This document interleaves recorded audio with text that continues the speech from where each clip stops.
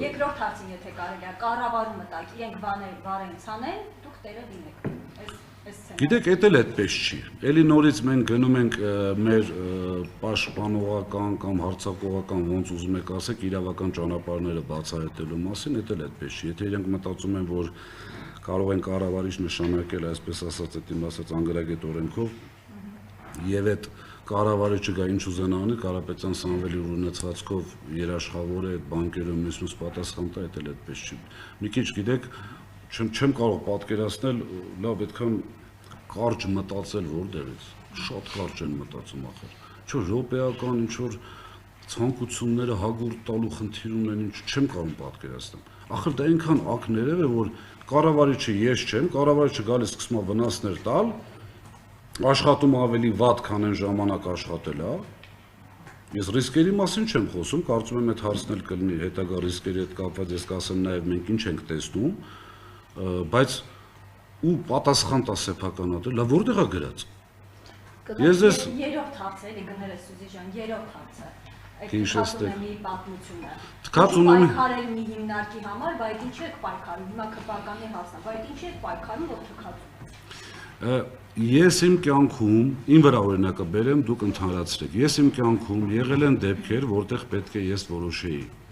Ես զիջում եմ ինձ գեներով եկած Աստծո կողմից իմ մեջ ներդրված սկզբունքները ինչ որ բանի տիրանալու համար կամ ինչ որ բան չկորցնելու համար։ Այսինքն Կարապետյան Սամվելը պետք է իր սկզբունքները, իր ապրելակերպը, իր հավատքը դավաճանի, որպեսզի հեծը մնա իրեն։ Խոսքը դրա մասին էր։ Այսինքն, այստեղ հեծ բառը հենց որ փոխում ենք ունեցվածք բառով, ամբողջ ընդգնում այդ տեղը։ Իհարկե, ամենայն պատասխանությամբ չեմ խոսել իր այդ թեմայով, այսա արդեն ոչ թե կարծիք եմ ասում ձեզ, սա ասում եմ ամենայն պատասխանությամբ, համարեք իր կարծիքն է։ Իր պատասխան։